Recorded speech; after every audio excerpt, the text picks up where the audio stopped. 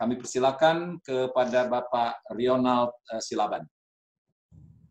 Baik, terima kasih Pak Dubes yang kami hormati dan banggakan, Duta Besar Republik Indonesia untuk Selandia Baru, Samoa dan Tonga, Bapak Tantowi Yahya. Yang kedua, Scholarship Officer Kedutaan Besar Selandia Baru di Jakarta, Bu Yanti Silviana, dan Ibu Naluri Belawati, Program Manager Education New Zealand. Assalamualaikum warahmatullahi wabarakatuh. Selamat pagi, salam sejahtera bagi kita semua. Om Swastiastu, Namo Buddhaya, salam kebajikan.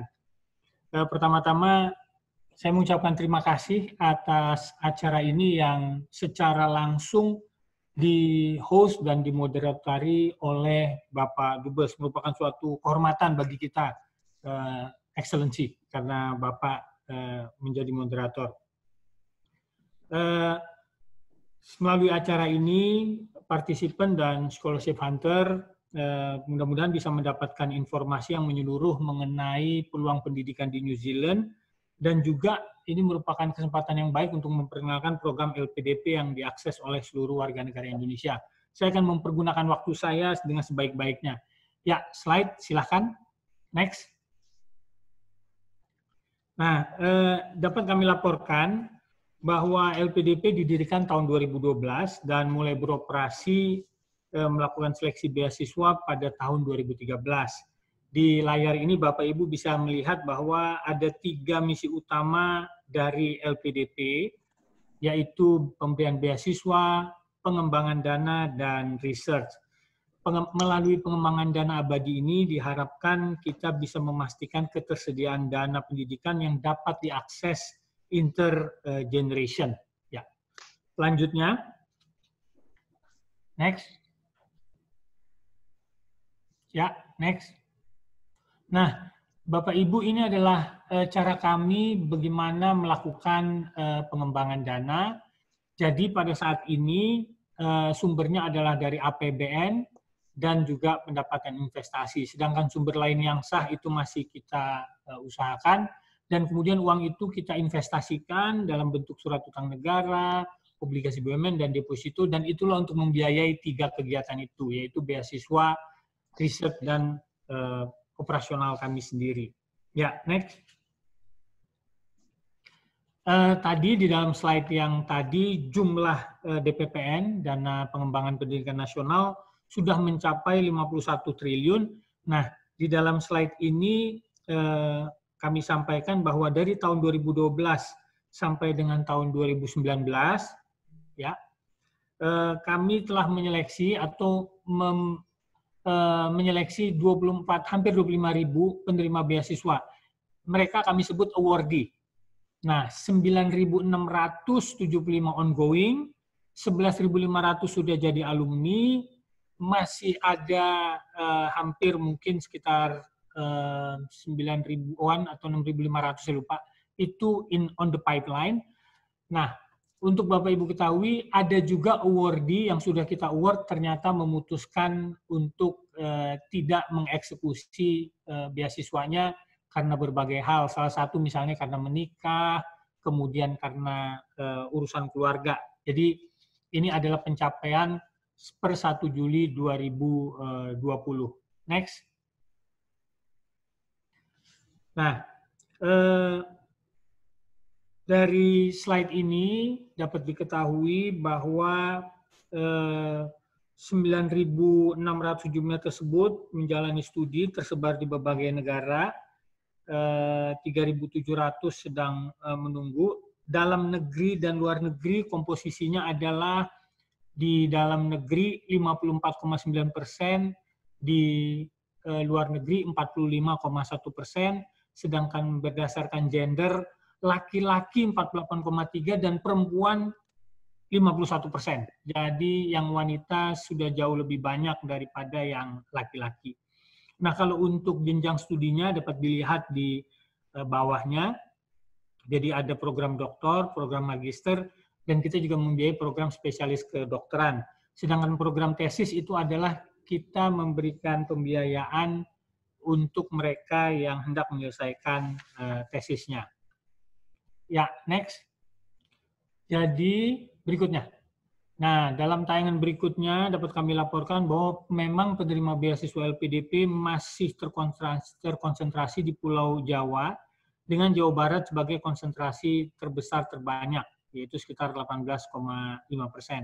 Nah, penyebaran penerima yang merata memang kami akui masih menjadi tantangan besar bagi LPDP.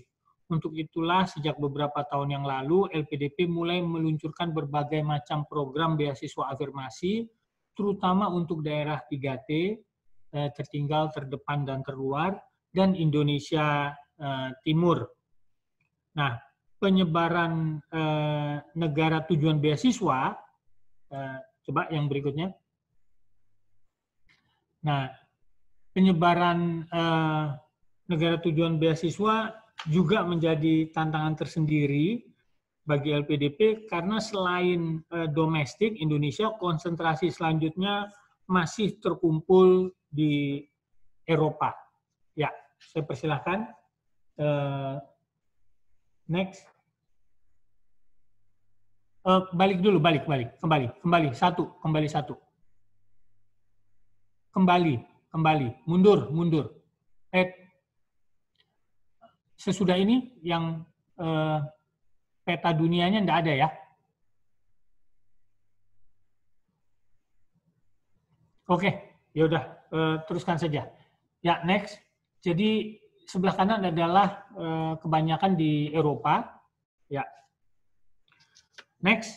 Terkhusus untuk New Zealand dalam list LPDP itu terdapat 7 universitas, yaitu Auckland University of Technology, Lincoln University, Massey University, University of Otago, University of Waikato, Auckland, dan Victoria University. Nah, dalam list LPDP, kami paham betul bahwa universitas-universitas di New Zealand adalah universitas-universitas unggul dalam bidang hospitality and leisure management, selain juga yang tadi telah disampaikan oleh Bapak Dubes. Nah, kami juga melihat bahwa universitas-universitas di New Zealand juga mempunyai pusat-pusat research yang sangat mumpuni untuk bidang agriculture dan social studies. Pada saat ini kami juga sedang berbicara dengan Menpan RB untuk program reformasi birokrasi yang salah satunya kita melihat universitas-universitas yang ada di New Zealand. Nah, untuk itu ke depan mengkaji dan melakukan dari Kedutaan Besar RI di New Zealand dan juga Kedutaan Indonesia. Apa dia bilang? 28 dicek lagi. Ilmu lainnya yang dapat kami cek lagi sebagai tempat uji di LPDP. Sebagai penutup, kami menitipkan ke Pak ke 125 penerima beasiswa kami yang masih menjalani studi di New Zealand saat ini. Akhir kata, sekali lagi selamat atas terselenggaranya acara ini. Semoga dapat memberikan manfaat sebesar-besarnya dan seluas-luasnya bagi masyarakat Indonesia. Satu hal sebelum kami tutup yang ingin kami tambahkan adalah berbeda dari katakan 20 tahun yang lalu, saat ini memang Indonesia sudah pantas untuk memberikan beasiswa bagi anak bangsanya sendiri. Sehingga kita berada dalam posisi yang equal pada saat kita ingin menempatkan anak-anak kita di sekolah-sekolah terbaik, baik di dalam negeri maupun juga khususnya di luar negeri. Jadi ini merupakan upaya yang luar biasa dari pemerintah melakukan saving for the next generation dalam bentuk dana abadi ini. Demikian saya sampaikan. Wassalamualaikum warahmatullahi wabarakatuh. Selamat pagi dan salam sejahtera bagi kita semua. Terima kasih Pak Dubes. Terima kasih Pak Rionald Silaban. Wah, ini luar biasa, efektif sekali dalam menggunakan waktunya. Ya, dari apa yang disampaikan oleh Pak Rionald tadi, ada beberapa hal yang patut kita garis bawahi, khususnya bagi bapak-bapak, ibu-ibu yang baru saja bergabung di webinar ini, bahwa sumber pendanaan dari LPDP ini adalah dari APBN dan pendapatan dari investasi. saat ini sudah tercatat 24.926 penerima beasiswa, atau mereka menyebutnya sebagai awardee. 54,9% di luar negeri, sedangkan 45,1% itu di dalam negeri. Nah, yang menarik di sini bahwa dari 8 universitas yang ada di Selandia Baru, 7 universitas itu terdapat awardee dari LPDP. Jadi kalau lihat penjelasan dari Pak Rionald tadi, hanya 1 universitas di Selandia Baru yang belum ada awardee-nya, yaitu Massey University. Nah, saat ini ada 125 penerima beasiswa atau awardee dari LPDP yang sedang menuntut ilmu di Selandia Baru. Terima kasih kepada pemerintah yang sudah berpikir jauh ke depan untuk dalam rangka menciptakan SDM unggul dalam rangka Indonesia Maju, ya, yang saat ini sedang kita masuki gerbangnya. Baik, terima kasih Pak Rionald sekali lagi. Jangan kemana-mana Pak. Nanti sesi yang paling menarik itu adalah ketika para narasumber akan memberikan jawaban atas pertanyaan-pertanyaan yang akan disampaikan oleh para peserta. Berikut saya akan memberikan kesempatan kepada pembicara kedua atau narasumber kedua, yaitu Ibu Yanti Silviana dari Kedutaan Besar Selandia Baru di Jakarta. Silakan Ibu Yanti. Baik, terima kasih Bapak Dubes Tantowi Yahya yang saya hormati. Suara saya terdengar jelas ya? Sangat jelas.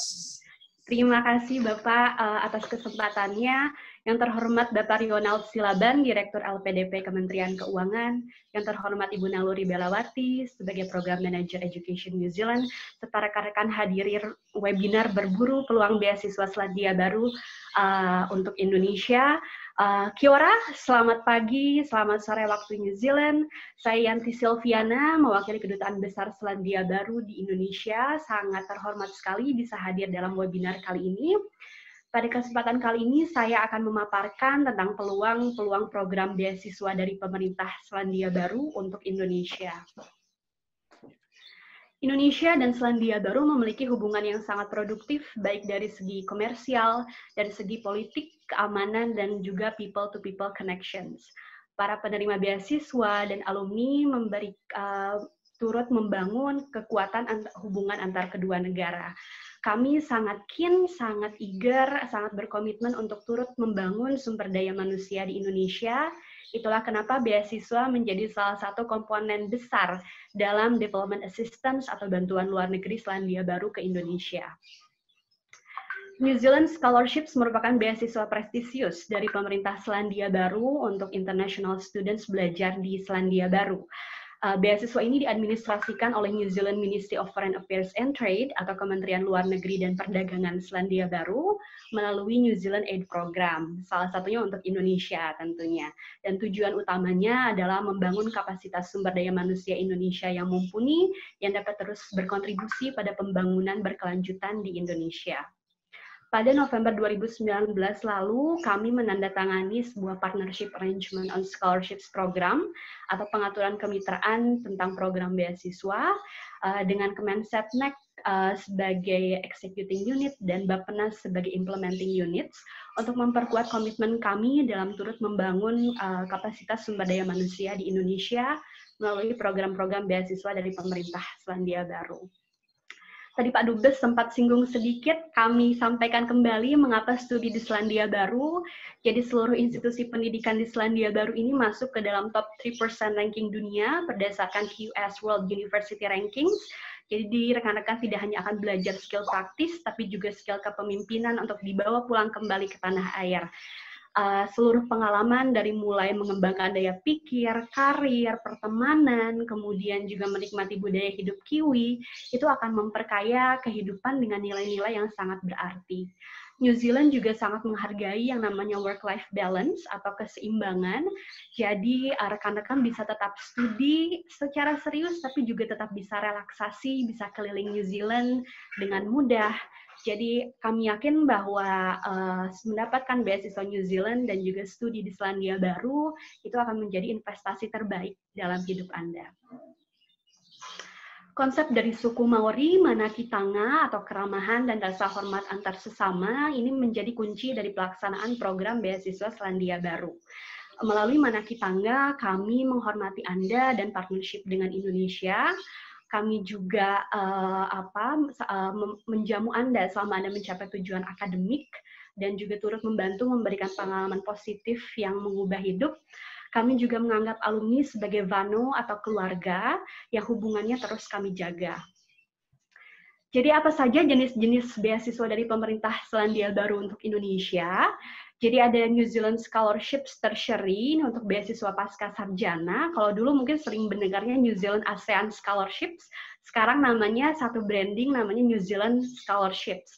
Termasuk di dalamnya ada in-country English Language Training atau pelatihan bahasa Inggris dalam negeri. Kemudian ada beasiswa singkat yaitu New Zealand Short Term Training Scholarships. Ada juga New Zealand English Language Training for Official Scholarships atau beasiswa pelatihan bahasa Inggris untuk para officials atau pejabat. Mari kita bahas satu persatu. Untuk yang pertama, New Zealand Scholarships atau beasiswa pasca sarjana, ini ada kualifikasi atau tingkatan studi yang dapat diambil penerima beasiswa, ada program bridging postgraduate certificate, postgraduate diploma, master's degree, dan juga PhD. Dan jangan khawatir untuk kamu yang terpilih, tetapi masih harus ditingkatkan kemampuan bahasa Inggrisnya, karena pemerintah New Zealand juga menyediakan pelatihan bahasa Inggris di dalam negeri 4-6 bulan, dilatih dulu agar nanti nilai kompetensi bahasa Inggrisnya memenuhi persyaratan dari institusi pendidikan. Ini subjek studi yang direkomendasikan, kami bagi dalam 2 tema, yaitu ada perubahan dan ketahanan iklim, termasuk di dalamnya perubahan iklim dan lingkungan, ketahanan pangan dan pertanian, energi terbarukan, dan manajemen risiko bencana, kemudian ada good governance. Bisa nanti dicek di website, banyak sekali turunan-turunan subjek studi dari tema ini. Kenapa bidang-bidang ini yang dipilih? Karena ini merupakan expertise dari New Zealand itu sendiri, dan telah disetujui oleh mitra kami, pemerintah Indonesia, dalam hal ini Bappenas dan Kemensetnek, sebagai subjek-subjek yang direkomendasikan karena masuk ke dalam fokus pembangunan berkelanjutan di Indonesia. Jadi ada 11 institusi pendidikan yang dapat dipilih oleh para penerima atau aplikan beasiswa New Zealand Scholarships, termasuk ada 8 universitas dan juga 3 institut teknologi. Gambar-gambar ini untuk menunjukkan suasana kampus di Selandia Baru. Lalu seperti apa aplikan yang kami pilih? Ini kami mencari individu yang memiliki kemampuan akademik yang kuat, menunjukkan komitmen terhadap pembangunan sosial dan ekonomi di Indonesia, menunjukkan kemauan untuk mendorong hubungan baik antara Selandia Baru dan Indonesia, baik untuk saat ini maupun ke depannya, berusia 39 tahun atau lebih muda saat beasiswa dimulai, ini minimal 18 tahun, kemudian memilih program studi yang sejalan dengan subjek-subjek studi yang direkomendasikan. Kami juga mempertimbangkan keseimbangan antara jumlah penerima beasiswa laki-laki dan jumlah penerima beasiswa perempuan. Kami menerima aplikasi dari seluruh Indonesia, tapi kami juga menerapkan preferensi geografis dari Indonesia Timur. Aksi afirmasi diberikan kepada para aplikan yang berasal dari 6 provinsi, yaitu Maluku, Maluku Utara, Papua, Papua Barat, NTT, dan NTB. Beasiswa New Zealand Scholarships untuk pasca sarjana ini merupakan beasiswa penuh, seluruhnya sudah di-cover, dari mulai biaya kuliah, tunjangan hidup 491 New Zealand dollar per minggu, kemudian ada establishment allowance atau tunjangan awal 3.000 New Zealand dollar, ada asuransi medis ketika berada di Selandia Baru, ada tiket perjalanan pulang pergi, asuransi perjalanan pulang selama beasiswa, ini tergantung lama studi ya, biasanya mahasiswa PhD itu dibolehkan pulang dulu ke Indonesia, dan itu juga didanai. Kemudian ada bantuan biaya penelitian dan tesis untuk mostly postgraduate students, jadi seluruhnya sudah di-cover. Ini contoh salah satu penerima beasiswa kita, ada Ibu Suryani Eka Wijaya, beliau mengambil PhD in Environment and Planning Massey University, bekerja di Badan Perencanaan dan Pembangunan Daerah Bapeda Provinsi NTB, memilih studi Environment and Planning karena berhubungan erat dengan pekerjaannya di Bapeda Provinsi NTB. Lalu ada Mas Asari Wahyu Utomo, beliau mengambil Master of Applied Science in Environmental Management di Lincoln University. Menulis studi ini karena relevan dengan pekerjaannya di Taman Nasional Aketa Jawe, Lolobata, Maluku Utara. Ini contoh kegiatan para alumni kita, jadi tidak hanya serius studi, tapi juga bisa jalan-jalan, relaksasi, menikmati keindahan New Zealand dengan lanskap yang sangat indah. Jadi work-life balance. Selanjutnya mari kita bahas tentang beasiswa singkat. Pertama ada New Zealand Short Term Training Scholarships atau beasiswa penuh dalam bentuk pelatihan singkat 2-4 minggu di Selandia Baru.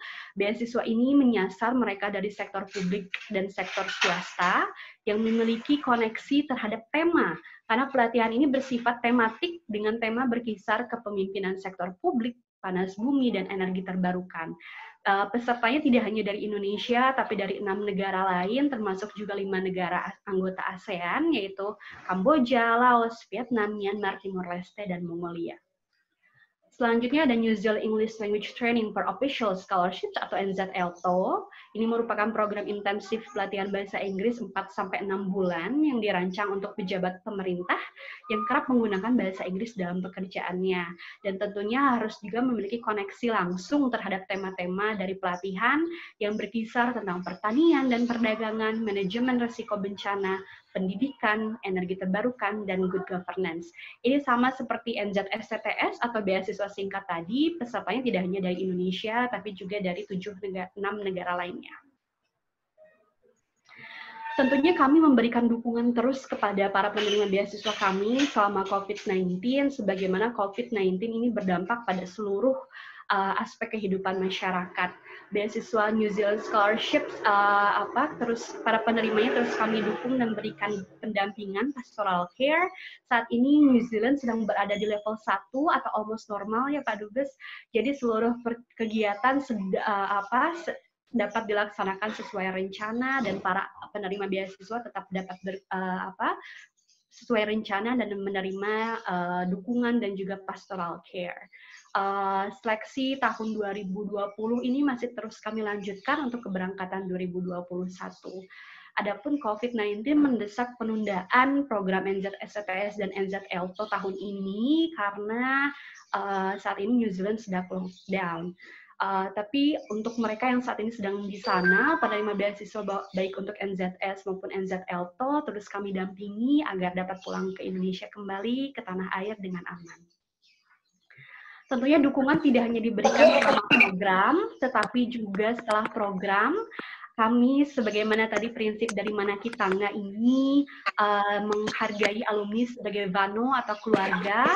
Saat ini kami ada 500 lebih alumni tersebar di seluruh Indonesia dan seluruhnya berkontribusi terhadap pembangunan berkelanjutan di Indonesia. Ada yang menjadi menteri, ada yang menjadi pengusaha, direktur perusahaan, peneliti, dosen, dan banyak sekali. Seperti misalnya Pak William Syah Bandar yang menjadi PT Dirut MRT Indonesia, ada Pak Ali Mundakir yang menjadi Direktur Pertamina Geothermal Energi, kemudian ada Ibu Neni Saptaji yang baru-baru ini mendapat penghargaan Women in Geothermal Award.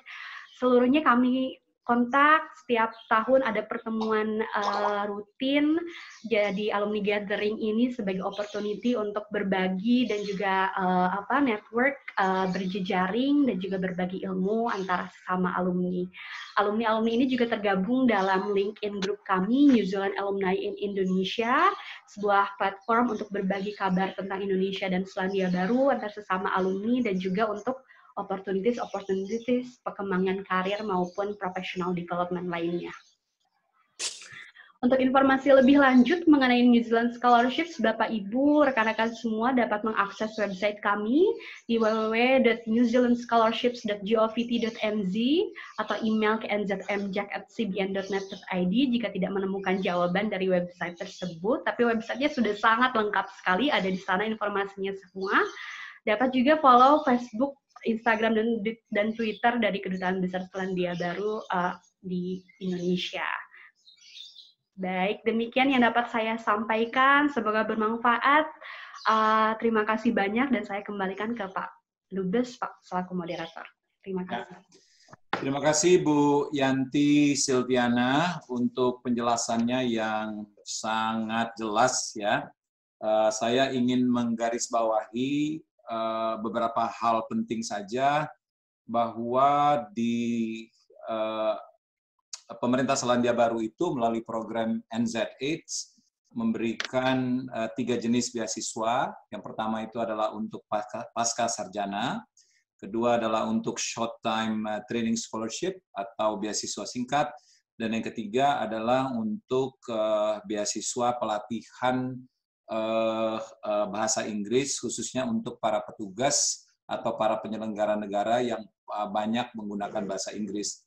Nah, dari 3 skema beasiswa ini sebenarnya itu sudah mengcover seluruh segmen yang ada di dalam masyarakat kita, ya. Patut saya garis bawahi juga bahwa pemerintah Selandia Baru ini adalah pemerintah yang sangat baik hati, katakanlah demikian, ya, khususnya kepada Indonesia melalui perhatian yang begitu besar dalam bentuk beasiswa yang telah diberikan kepada Indonesia selama ini dalam rangka turut serta menciptakan sumber daya manusia dalam menyongsong pembangunan Indonesia yang berkelanjutan.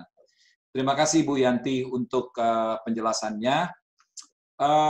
Pembicara berikut atau pembicara ketiga, kita berikan waktu 10 menit juga, tidak kalah pentingnya, karena beliau ini adalah Program Manager Education New Zealand yang bertanggung jawab mendesain program dan mengawasi pelaksanaannya. Juga adalah alumni dari Universitas Padjadjaran Bandung.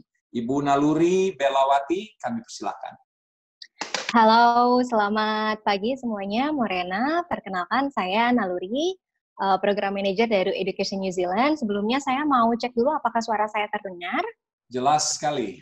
Oke, mohon maaf ya saya menggunakan handphone karena tadi keluar disconnected dan nggak bisa masuk lagi. Boleh mungkin dari tim KBRI untuk dibantu share screen-nya. Oke. Ya. Saya juga mengucapkan terima kasih sekali kepada KBRI Wellington atas undangannya, terutama juga Bapak Dubes Pak Tantu Yahya, kemudian juga Pak Rio dan rekan saya Yanti dari Education New Zealand. Seperti itu ya. Bapak, mungkin bisa dibantu untuk screen-nya? Ya, sebentar Ibu. Oke. Ya. Hari ini sebenarnya saya tidak akan bicara banyak ya, karena memang teman-teman dan juga tadi Pak Dubes, kemudian juga Bapak Rio dan juga Yanti telah memberikan informasi terkait tadi in New Zealand. Nah, next selanjutnya. Nah, Kia ora ini adalah sapaan yang berasal dari bahasa Maori, biasanya disampaikan oleh Kiwi atau New Zealanders ketika bertemu dengan orang lain. Artinya bisa halo, bisa cheers, atau bisa thank you. Jadi ini salah satu sapaan yang mungkin siapa tahu teman-teman ketika di New Zealand nanti sering digunakan. Seperti itu. Next, selanjutnya.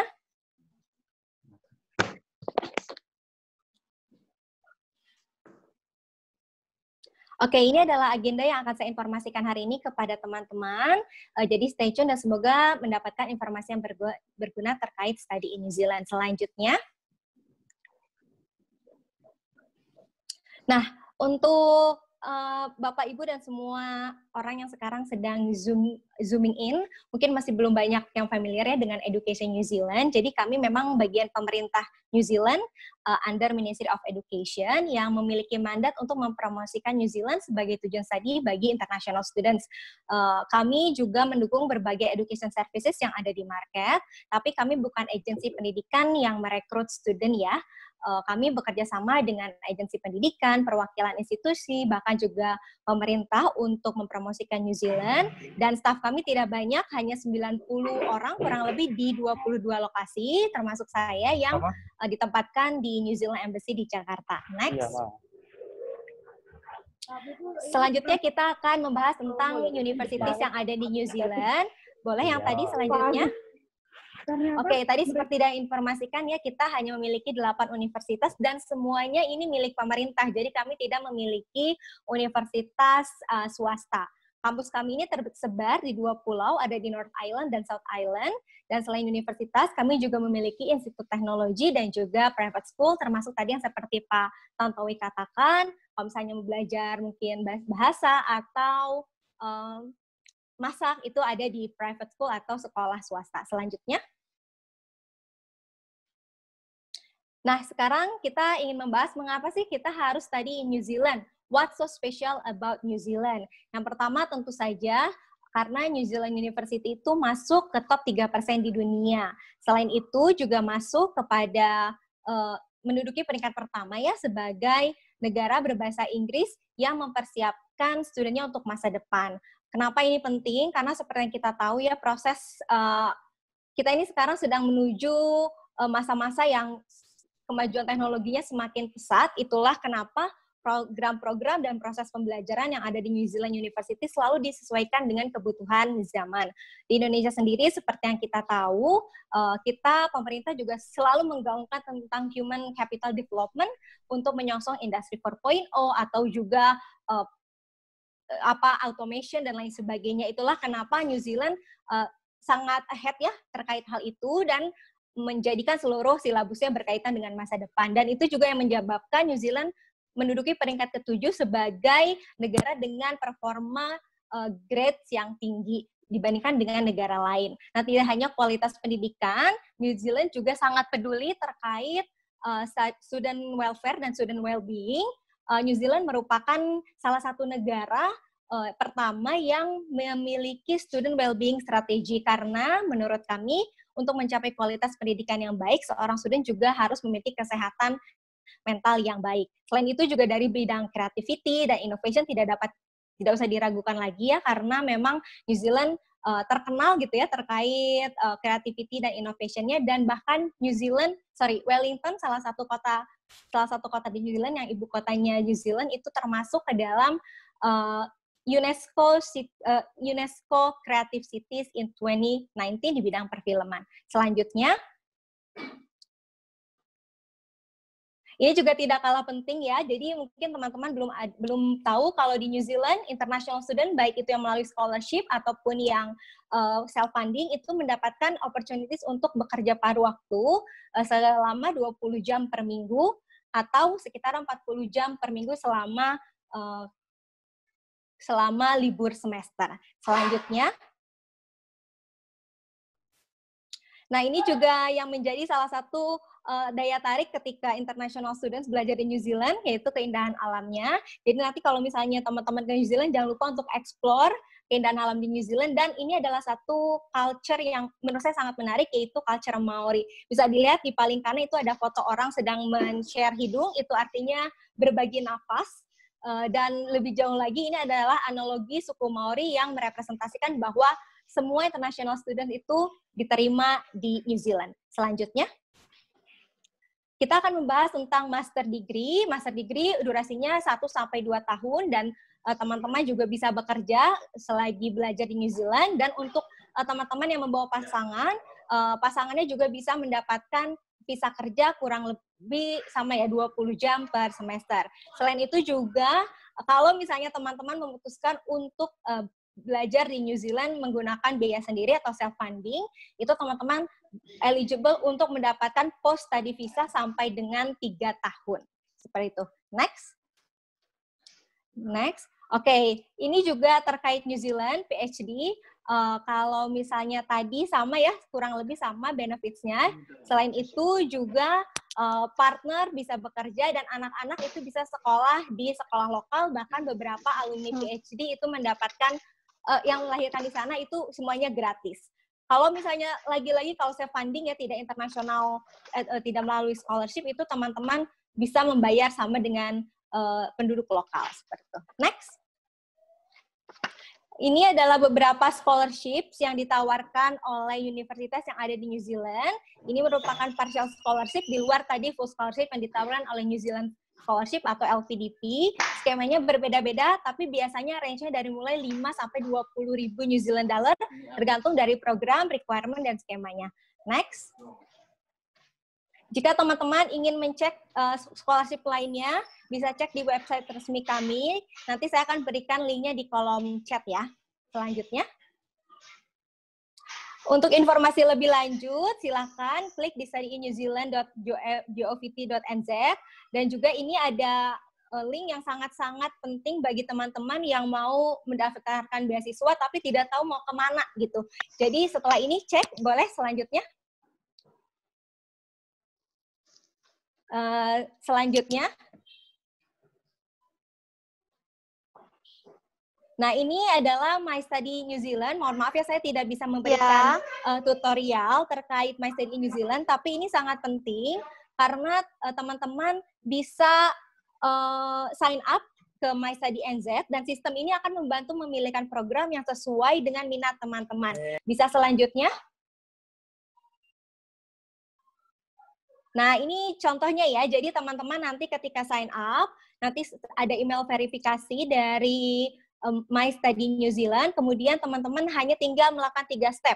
Yang pertama, complete your profile, kemudian masukkan intentionnya mau study di mana, mau fundingnya seperti apa, apakah scholarship atau biaya sendiri, kemudian cek juga level of study-nya apa, nanti muncul beberapa pilihan, gitu ya, beberapa pilihan yang akan sesuai dengan intention teman-teman. Ini memudahkan teman-teman yang mau belajar di New Zealand tapi masih tidak tahu kemana sekolahnya, seperti itu.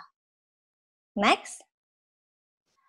Itu aja dari saya. Terima kasih. Selamat siang. Ibu Naluri Belawati, terima kasih. Saya suka sekali dengan namanya nih. 3 suku kata, tapi semuanya ada artinya. Naluri, Bela, kemudian Wati. Luar biasa. Hebat orang tuanya ketika memberikan nama ini. Terima kasih untuk paparannya tadi. Kita di sini sudah masuk banyak sekali pertanyaan, tapi tidak perlu saya sampaikan karena tadi secara tidak langsung juga sudah dijawab oleh para narasumber, khususnya Ibu Yanti dan Ibu Naluri ya, mengenai benefit atau keistimewaan belajar di Selandia Baru. Nah, namun demikian, ini ada beberapa pertanyaan yang tadi belum disinggung ya oleh ketiga narasumber ya. Pertanyaan pertama ini ya, ini silakan siapa aja yang mau menjawab, bisa Pak Rionald, bisa Bu Yanti atau Ibu Naluri. Apakah ada kuota jumlah penerima beasiswa setiap tahunnya? Mungkin ke Pak Rionald dulu. Baik, Pak Dubes. Jadi untuk dimengerti, coba kawan-kawan slide berikutnya mengenai kategori beasiswa di LPDP. Jadi secara umum LPDP itu kita memisahkan menjadi 2, Pak Dubes. Yang pertama ada yang namanya reguler, kemudian ada yang targeted atau afirmasi.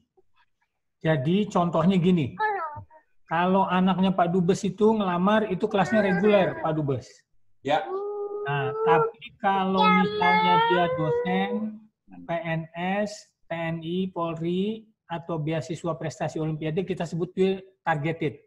Ya. Jadi contohnya kenapa PNS itu targeted? Karena menurut kita memang pemerintah ingin meningkatkan sumber daya manusia birokrasinya, PNS-nya. Itulah kita sebut targeted. Nah, selain itu ada yang namanya afirmasi. Nah, afirmasi ini kalau dilihat dari daftar ada 8, dan untuk afirmasi ini kita bisa menyediakan pengayaan bahasa. Nah, itulah sistem alokasinya. Kira-kira kalau saya ditanya, untuk yang umum itu biasanya kita bikin 20-30% dari budget kita per tahun, dan untuk yang targeted afirmasi itu antara 70-80%. Ya. Jadi mungkin itu penjelasannya. Nah, in the last 3 years, dalam 3 tahun terakhir, average beasiswa yang diberikan oleh LPDP adalah berkisar 4.000 sampai 5.000 orang, Pak Dubes. Jadi mungkin itu penjelasannya. Baik. Terima kasih, Pak Rionald.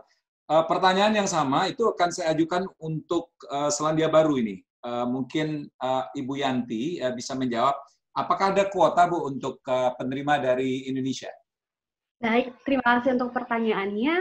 Jadi setiap tahun pemerintah New Zealand memberikan up to atau hingga 60 kuota beasiswa untuk New Zealand Scholarships atau beasiswa pasca sarjana.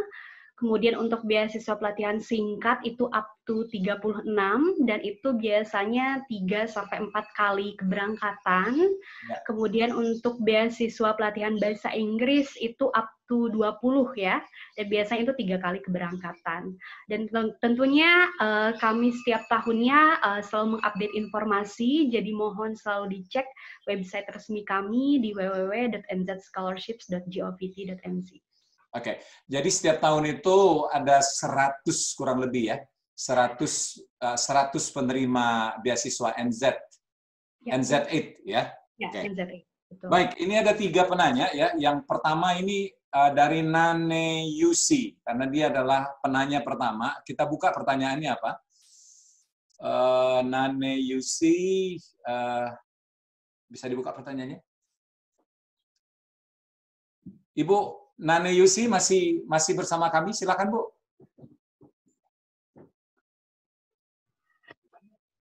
Masih ada di sini, Nane Yusi? Iya masih, Pak Oke, Tantowi. silakan. Tadi Assalamualaikum, persepsi saya tadi adalah untuk beasiswa untuk lulusan SMA ya, ternyata pasca sarjana ya.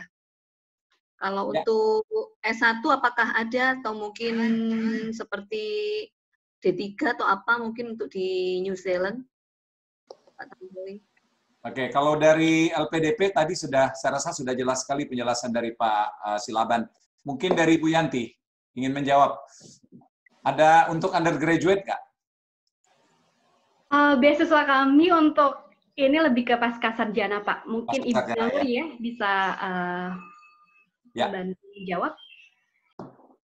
Kalau misalnya dari Education New Zealand sendiri, untuk undergraduate, itu memang tidak ada full fee scholarship. Itu mungkin bisa dicek juga nih di negara-negara lain, karena jarang memberikan scholarship yang full untuk undergraduate. Tapi memang ada partial scholarships, yang biasanya itu sekitaran 10-20%. Ya. Gitu. Jadi dicek juga nanti di website resmi kami untuk dapat informasi terkait partial scholarship untuk undergraduate students. Ya, untuk penjelasan saja buat Mbak Nane, jadi ada 3 jenis beasiswa yang dipergunakan oleh mahasiswa dari Indonesia. Pertama itu dari pemerintah kita, melalui skema LPDP dari Kementerian Keuangan. Kemudian dari pemerintah Selandia Baru adalah NZ8, tadi sudah dijelaskan. Dan untuk undergraduate itu, untuk S1 itu biasanya dari pemerintah provinsi. Kita ambil contoh itu dari pemerintah Provinsi Papua.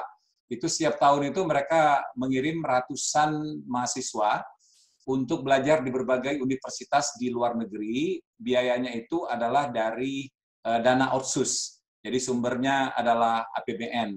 Saya mendengar juga ada beberapa pemerintah juga sedang menggarap program yang sama untuk pelajar-pelajar terbaik.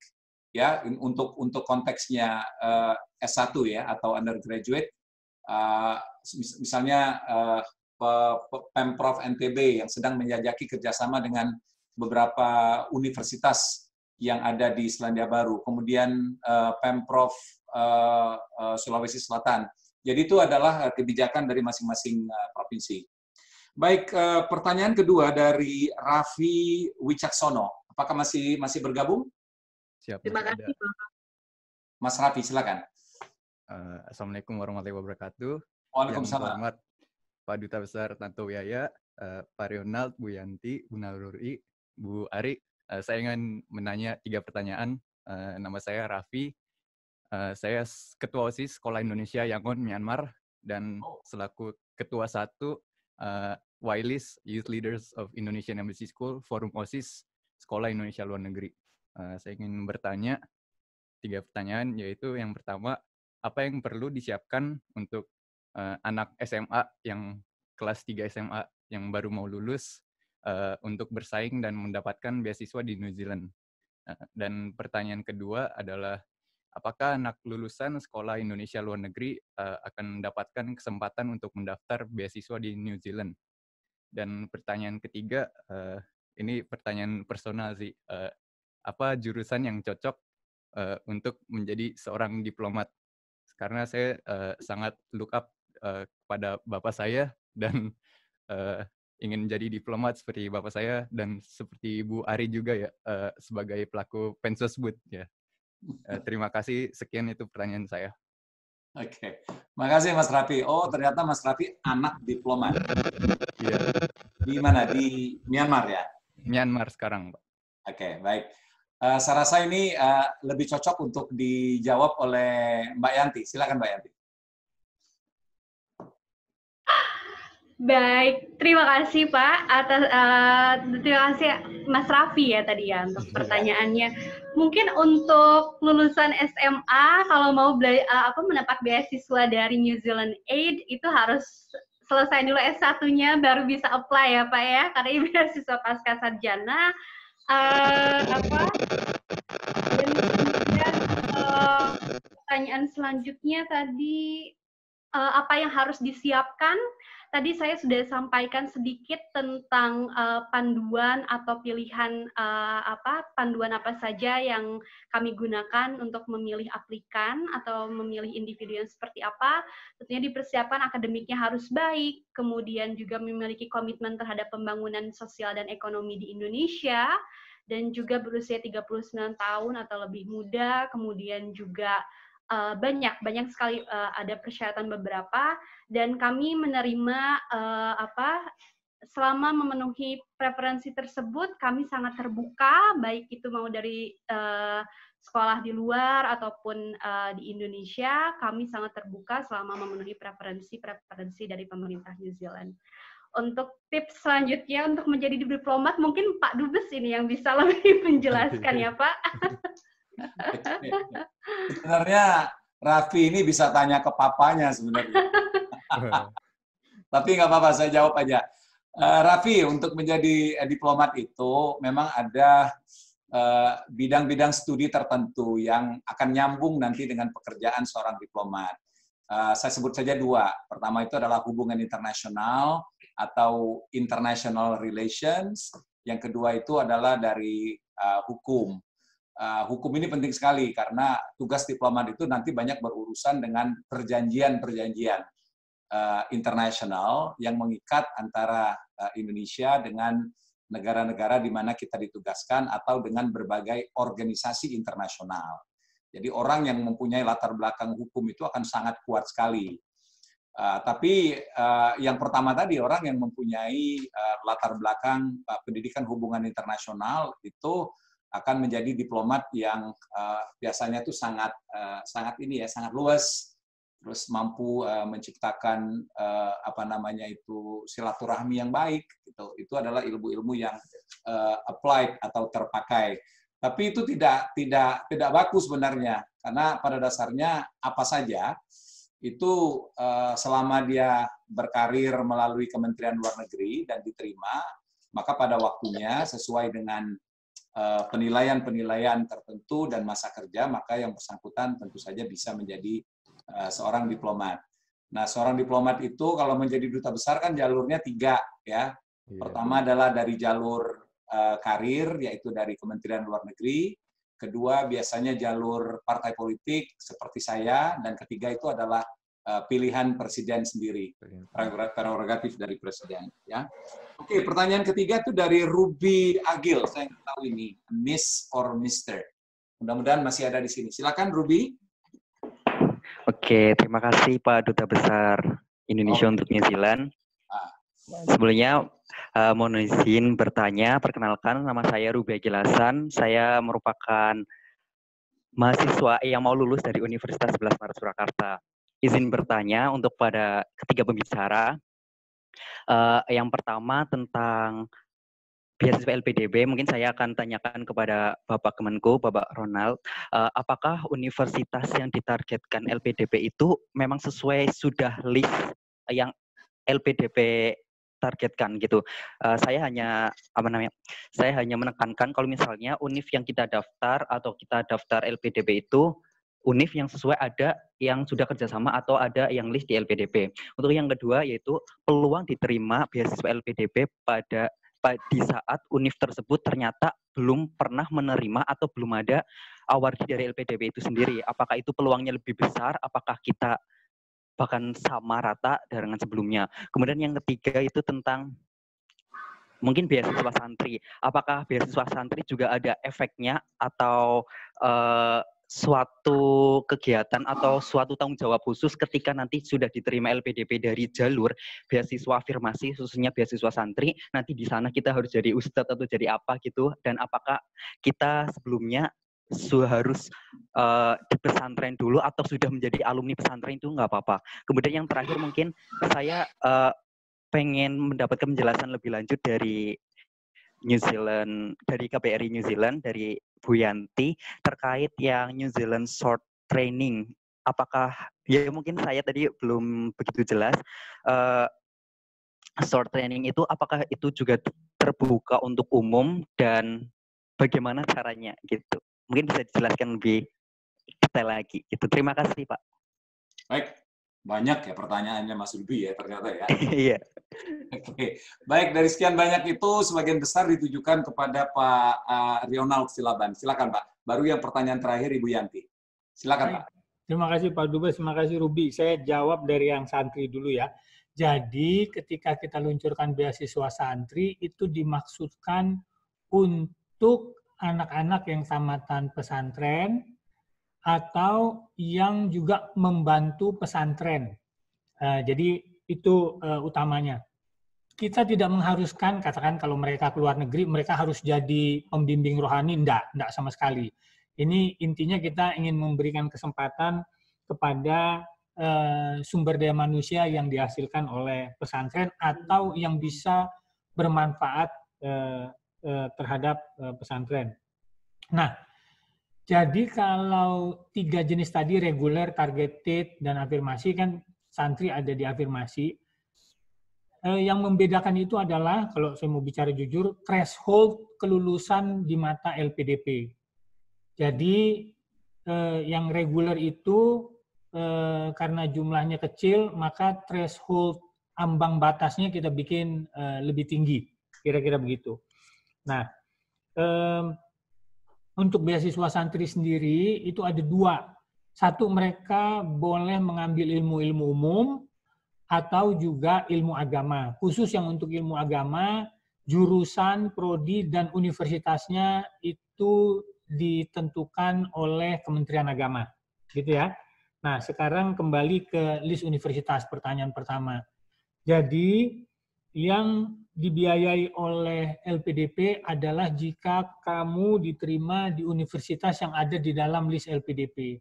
Mengapa LPDP mengkurasi list? Itu adalah untuk menjaga kualitas. Karena pada dasarnya kamu mendapatkan hibah dari masyarakat, dari rakyat Indonesia untuk bersekolah. Oleh karena itu kami harus mengkurasi universitas-universitasnya supaya kita tidak mengirimkan kepada universitas yang tidak baik. Jadi itu. Nah, kemudian pertanyaan kedua, apakah pasti diterima di universitasnya? Jadi begini, jadi LPDP itu menyediakan fundingnya buat kamu. Nah, kamu harus mendaftar di universitas yang ada di list LPDP. Apakah universitas itu akan terima kamu apa tidak? Itu tergantung, biasanya tergantung dari 2 hal. Yang pertama adalah universitas itu ingin memastikan kamu punya funding yang cukup apa tidak, supaya kamu tidak terlunta-lunta di sana. Nah, yang kedua, biasanya semakin kompetitif universitas itu, dia akan melihat portofolio pribadi kamu. Maksudnya portofolio pribadi kamu itu adalah sebaiknya waktu kamu melamar, kamu berikan kegiatan-kegiatan kamu. Nah, saya melihat tren-tren universitas sekarang adalah mereka melihat calon pelamar yang memiliki minat atau memiliki portofolio di bidang kemasyarakatan. Karena begini, universitas yang baik itu dia akan tetap menjadi baik jika alumninya itu bisa mengharumkan namanya. Nah, oleh karena itu selain soal nilai pendidikanmu, dia akan melihat engagement kamu terhadap masyarakat tinggi atau tidak. Jadi itu saran saya. Mungkin itu Pak Dubes. Terima kasih Pak Dubes. Mantap. penjelasan menanggapi boleh. Pak Ronald ya. Nanti saya tambahin deh. Tapi pertanyaan terakhir itu ditujukan kepada Ibu Yanti. Silakan Bu Yanti. Baik, terima kasih Mas Ruby atas pertanyaannya. Tadi pertanyaan seputar beasiswa singkat ya, New Zealand Short Term Training Scholarships.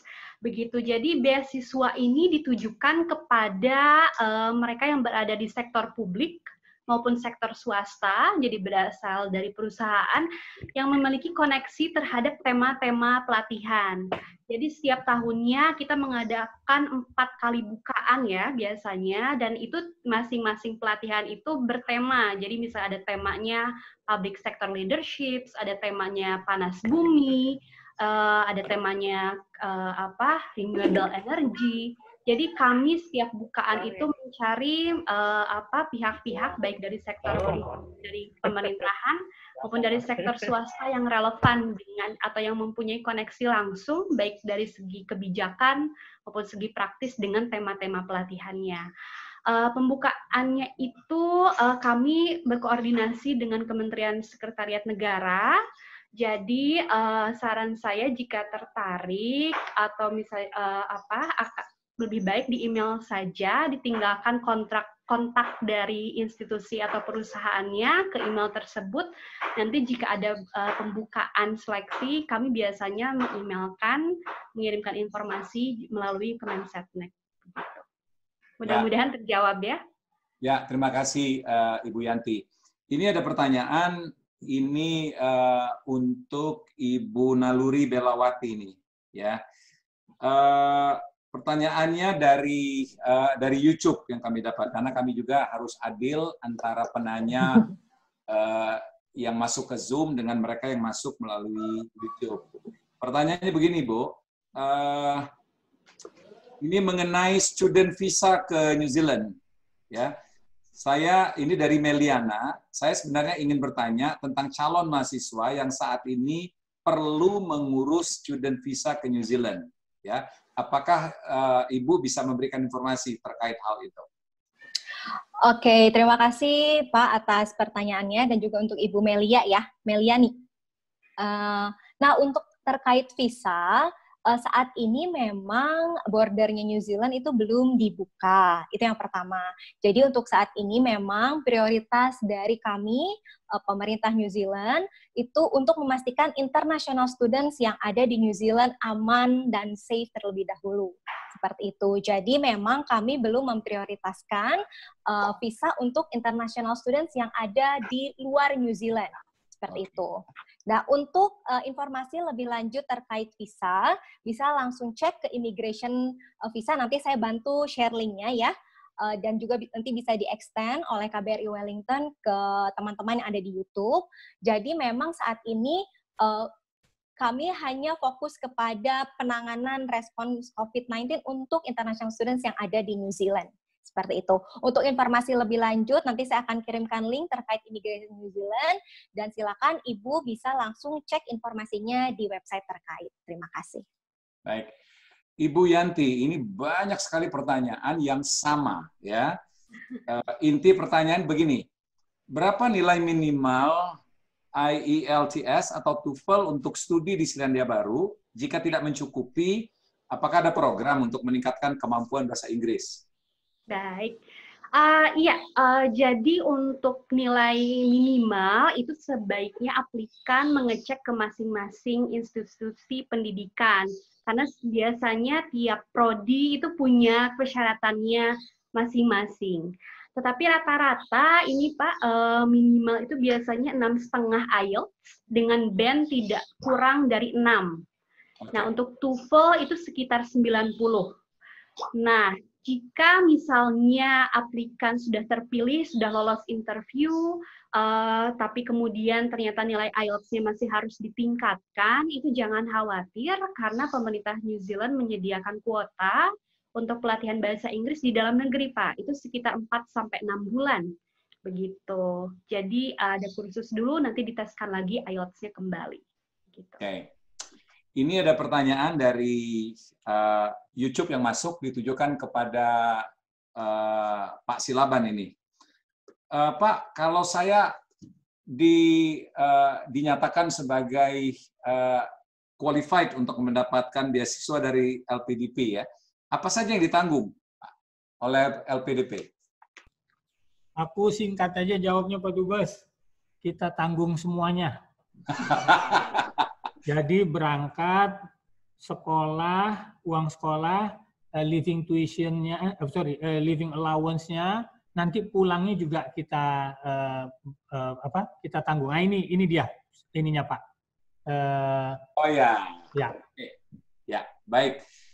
Terus ada pertanyaan lanjutan Pak, ini dari kurang lebih sama ini.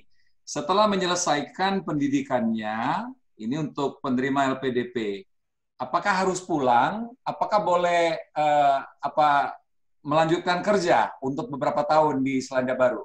Nah, ini memang pertanyaan menarik nih Pak Dubes. Jadi kalau kami saat ini, saya bilang saat ini karena polisinya masih seperti itu, walaupun ada diskusi-diskusi juga mengenai itu. Jadi kita kasih internship, kita bolehkan setahun Pak. Tapi sesudah itu harus pulang. Mengapa? Karena begini, Bapak Ibu sekalian yang mendengarkan ini dan juga adik-adik. Karena ini kan uang rakyat Indonesia yang kita pakai untuk mendukung SDM Indonesia.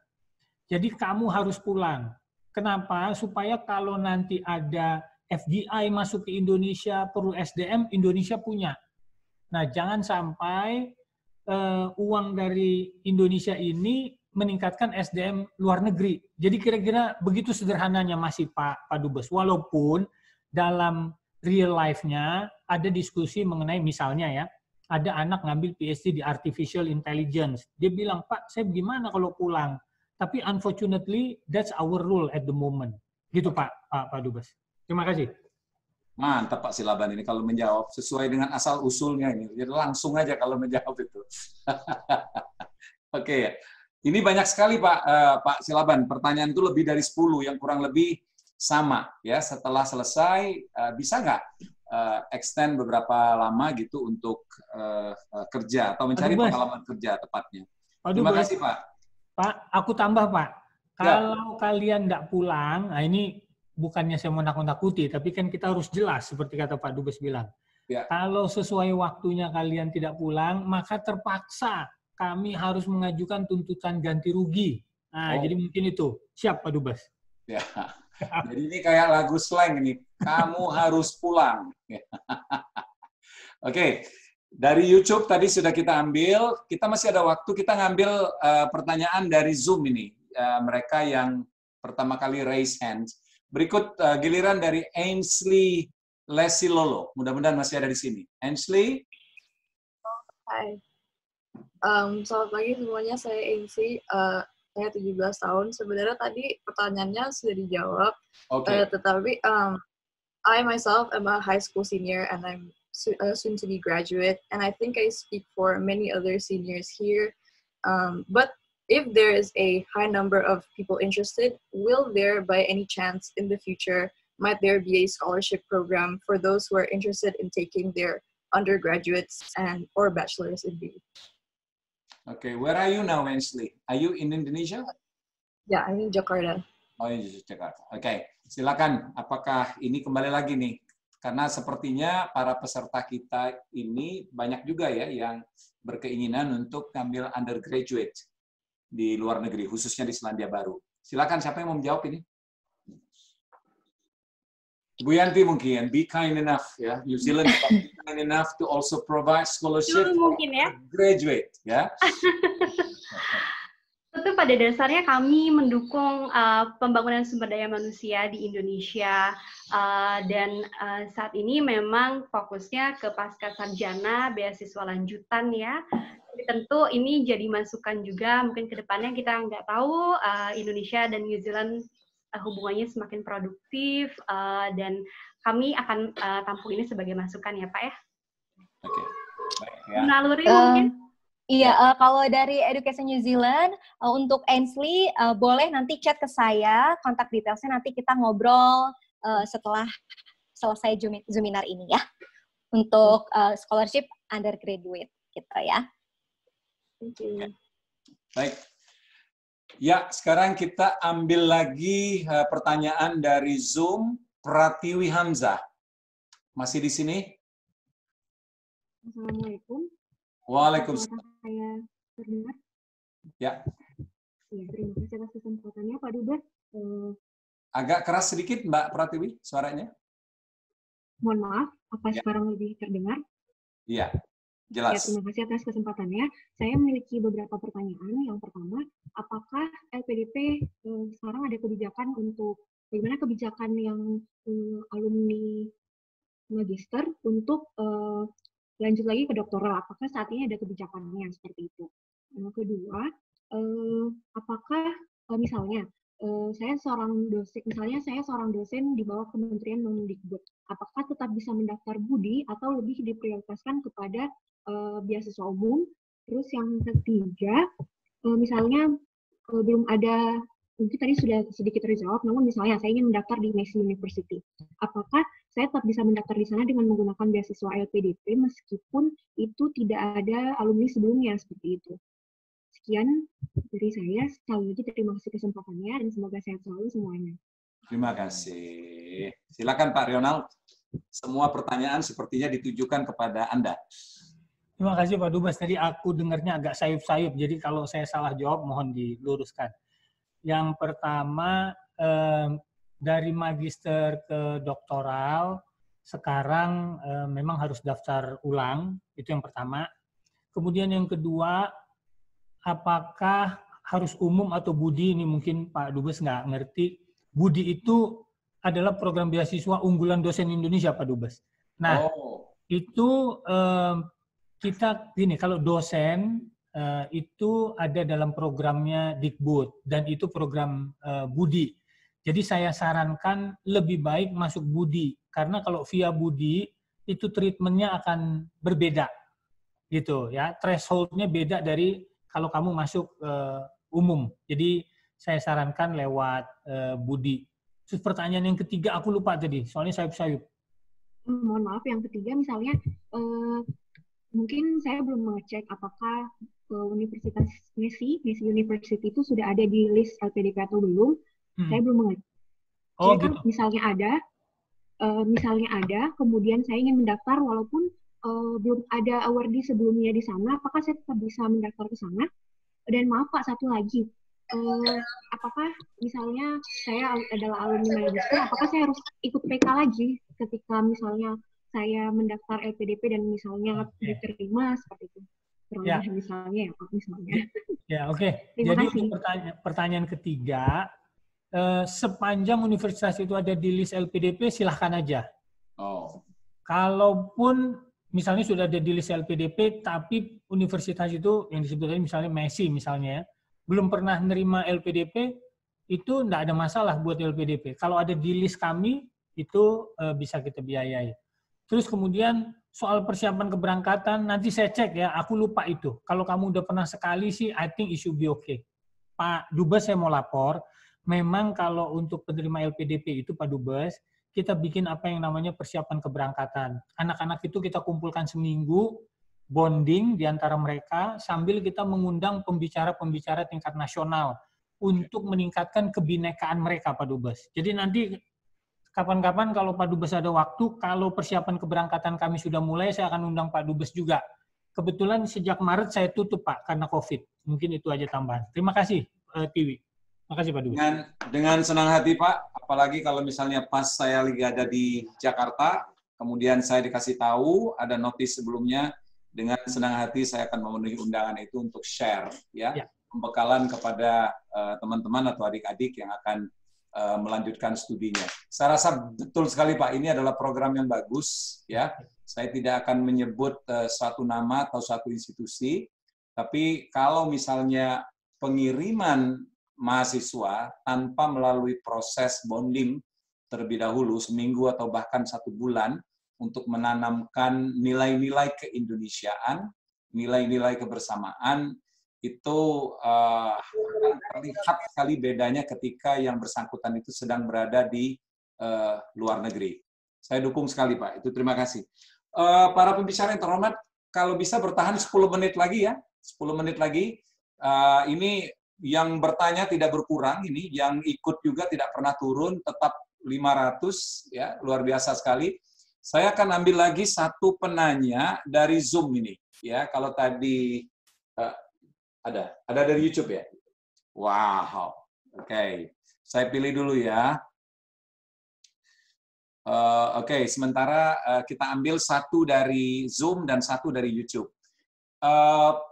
Pratiwi Hamzah, apakah masih ada di sini? Oh, sudah tadi ya, mohon maaf ya. Pak, Mohon tapi maaf. sudah, iya. Terima kasih. Makasih. Trisnendri Syahrizal. Mudah-mudahan masih ada, Pak. Masih ada? Masih, Pak. Masih, Oke, Pak. silakan. Singkat saja ya. Iya, saya Assalamualaikum warahmatullahi wabarakatuh. Waalaikumsalam. Saya adalah salah satu dosen di Cimahi, Bandung, Pak. Ingin bertanya terkait tadi banyak sekali jurusan yang memang fokusnya ke renewable energy dan sebagainya di New Zealand. Nah, kebetulan saya mengajar di bidang pendidikan, khususnya bahasa, dan S2 saya dari bidang linguistik, bahasa Inggris. Nah, ingin bertanya, ada tidak memang fakultas-fakultas atau universitas-universitas di sana yang memang berada di bidang yang sedang saya tulis sekarang? Seperti itu. Terima kasih. Silakan Pak Silaban. Izin Pak Dubes, itu mungkin nanti perlu dijawab oleh New Zealand, tapi kalau LPDP kita membiayai Pak.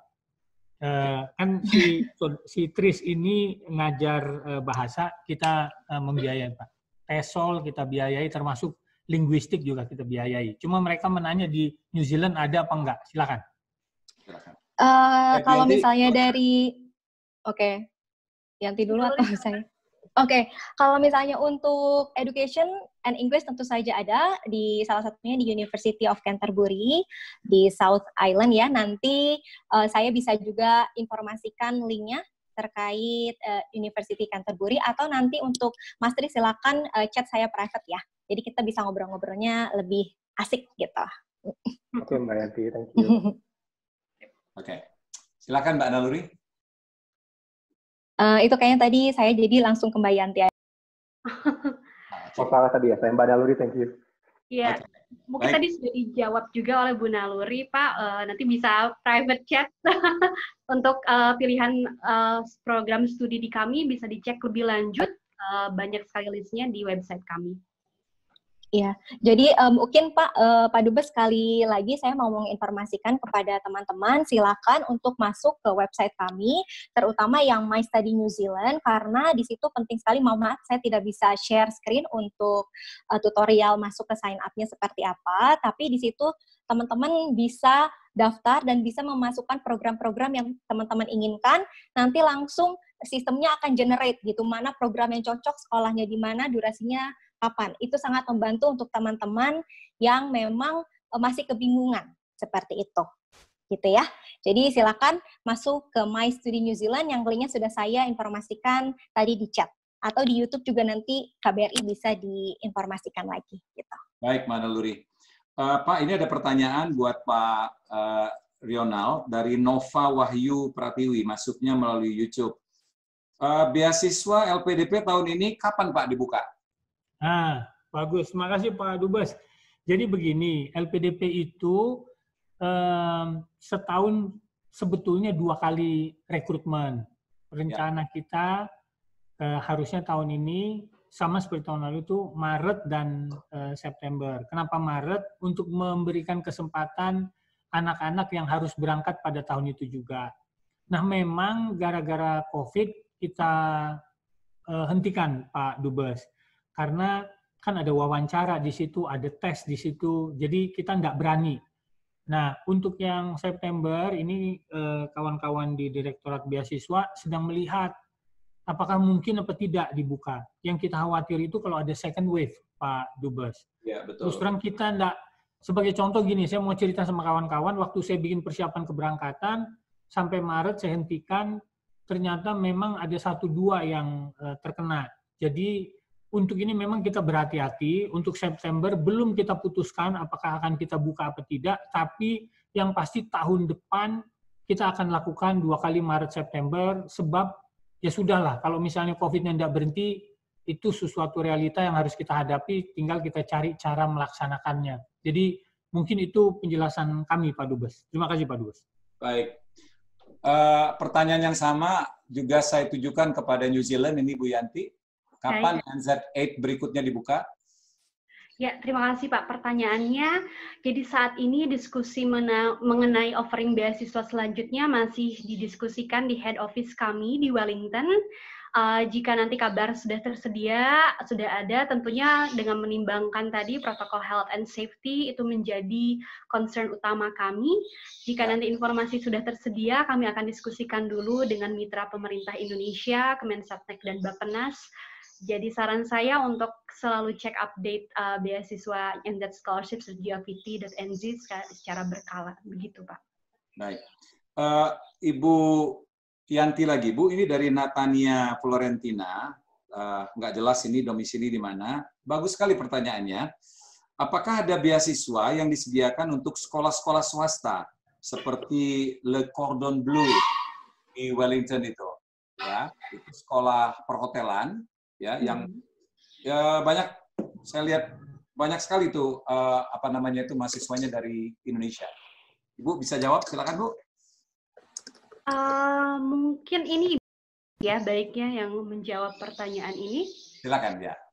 Tentu saja untuk sekolah swasta itu juga ada berbagai macam scholarships yang ditawarkan. Jadi lagi-lagi saya selalu link back ya ke website kami di studyinNewzealand.govt.nz karena itu juga termasuk sekolah swasta. Jadi bisa dicari scholarship-nya itu melalui nationality-nya apa, programnya apa, sekolahnya apa, university, private, atau mungkin SMA, itu semuanya sudah lengkap di tab scholarship yang ada di website. Saya ingin please semua orang ya untuk private chat, tapi mungkin nanti kita bisa lanjutkan nanti di balik layar. Cuman first thing first, teman-teman silakan untuk cek ke website kami. Untuk private scholarship juga ada, seperti itu. Baik, Bapak-bapak, Ibu-ibu, para peserta webinar yang sangat saya hormati, 3 narasumber yang sangat kita hormati, sudah 90 menit, ini 1,5 jam kita bersama-sama. Banyak sekali yang sudah kita bahas, baik yang disampaikan oleh ketiga narasumber, maupun pertanyaan-pertanyaan yang kami petik dan kami pilih dari Zoom maupun dari YouTube. Kami lihat di sini masih banyak pertanyaan yang masuk, tapi nuansa pertanyaannya kurang lebih sama, dan tadi sudah dijawab dengan baik, dengan panjang lebar oleh ketiga narasumber. Saya ingin mengakhiri dengan beberapa kesimpulan. Pertama, untuk melanjutkan studi di Selandia Baru ini ada 2 cara yang bisa ditempuh dalam kaitan beasiswa. Pertama adalah beasiswa yang disiapkan atau disediakan oleh pemerintah Republik Indonesia, yaitu melalui LPDP, Kementerian Keuangan, dengan penjelasan tadi yang sudah dijelaskan panjang lebar oleh Direktur Utama dari LPDP, Pak Ronald Silaban. Pada dasarnya, untuk Selandia Baru, seluruh perguruan tinggi yang ada di sini, yang jumlahnya 8, itu masuk semuanya dalam skema atau perguruan tinggi yang di-endorse oleh LPDP. Meskipun saat ini baru ada 7, tapi sesungguhnya semuanya 8 itu masuk dalam kelompok perguruan tinggi yang didukung pembiayaannya oleh LPDP. Jadi kepada teman-teman, Bapak Ibu yang telah memenuhi persyaratan, jangan ragu-ragu untuk maju ke depan, memilih satu di antara universitas ataupun perguruan tinggi yang ada di Selandia Baru. Saat ini terdaftar ada 125 penerima beasiswa LPDP atau awardee yang ada di Selandia Baru yang kuliah di 7 perguruan tinggi tersebut. Kemudian pertanyaan yang sangat banyak ditujukan kepada LPDP itu adalah mengenai masa tinggal yang diperpanjang. Diperbolehkan, jadi paling lama 1 tahun. Ya, setelah 1 tahun harus kembali ke Indonesia. Jika tidak, urusannya panjang. Ya. Mengapa? Karena yang dipergunakan ini adalah uang rakyat, ya, uang pembayar pajak. Jadi pertanggungjawabannya itu harus jelas. Setiap sen yang dipergunakan untuk pembiayaan Bapak Ibu sekalian dalam menuntut ilmu di Selandia Baru ini harus jelas dipertanggungjawabkan. Nah, namun berita bagusnya itu ternyata LPDP ini tidak serigid yang kita perkirakan selama ini. Tetap diberikan keleluasaan, khususnya bagi teman-teman yang ingin merasakan suasana bekerja dalam konteks mencari pengalaman di Selandia Baru.